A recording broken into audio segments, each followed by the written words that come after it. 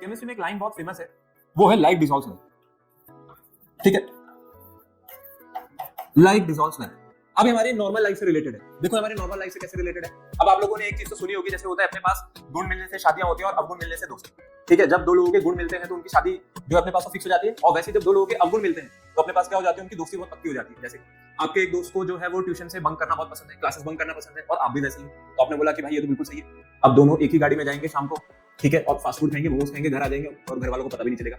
या दोनों को गेम्स खेलना पसंद है, दोनों रात को लगे हुए हैं, दोनों रात को पबजी बीजीएमआई खेल रहे हैं। या फिर आप ऐसे तरीके के दोस्त हो सकते हो जिनमें दोनों को ही दोस्ती जो है वो इस फैक्टर पे भी है कि दोनों को पढ़ना पसंद है। पहला वाला भी पढ़ाकू है, दूसरा वाला भी पढ़ाकू है। लेकिन अब आप खुद सोचो, क्या दो ऐसे लोगों के बीच दोस्ती हो सकती है जिसमें एक जो दोस्त है अपने पास वो पढ़ाकू है, दूसरे को सिर्फ गेम ही खेलना पसंद है। या एक जो दोस्त है अपने पास वो कुछ ऐसा है कि जो सिर्फ पढ़ाई से मतलब रखता है, कम बोलता है, वहीं दूसरा हमारे पास ऐसा है जो सिर्फ बाहर ही घूमता फिरता रहता है, आवारागर्दी करता रहता है, घर वालों को पता नहीं, घर से बोल के जा रहा है कि भाई मैं तो पढ़ने जा रहा हूँ, और वहां जाके पता चला वो तो एक महीने से आया ही नहीं है। तो क्या कभी ऐसे दो लोगों के बीच दोस्ती हो पाएगी?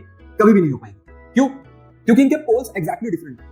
पोल्स एग्जैक्टली डिफरेंट होने का मतलब है कि केमिस्ट्री में हम लोग इसको इस तरीके से पढ़ते हैं, जो पोलर सॉल्यूट होता है, पोलर सॉल्यूट डिसॉल्व होता है पोलर सॉल्वेंट में, और वैसे ही आपके पास जो नॉन पोलर सॉल्यूट है, जो आपके पास नॉन पोलर सॉल्यूट होंगे, ये डिसॉल्व होंगे नॉन पोलर सॉल्वेंट में। आई बात समझ में? ये होता है अपने पास लाइक डिसॉल्व लाइक का कॉन्सेप्ट। तो केमिस्ट्री में ऐसे काम करता है, लाइक डिसॉल्व लाइक, जैसे आपकी नॉर्मल लाइफ में काम कर रही है आपकी फ्रेंडशिप। देखो आप पोलर और नॉन पोलर को समझते हैं, ये पोलर और नॉन पोलर क्या है। जैसे पोलर सॉल्यूट और पोलर सॉल्वेंट पे सबसे पहले अगर मैं यहां पर चलूं, तो यहां पे अगर मैं आपको एग्जांपल दूं तो यहां पर अपने पास क्या क्या एग्जांपल्स हो सकते हैं। देखिए, अगर एग्जांपल्स की बात करी जाए तो सभी ने पानी में नमक तो घोला ही होगा। अगर सॉल्ट इन वाटर की बात करी जाए तो सॉल्ट इन वाटर अपने पास कैसा एग्जांपल है? ये अपने पास एग्जांपल है पोलर सॉल्यूट और पोलर सॉल्वेंट होने का। क्यों है?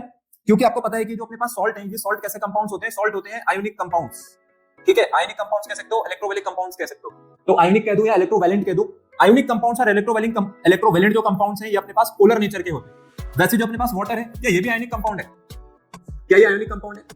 वाटर आपके पास आयोनिक कंपाउंड है। वाटर आपके पास क्या है? ये आपके पास एक कोवैलेंट कंपाउंड है, बट कोवैलेंट में भी पोलर है।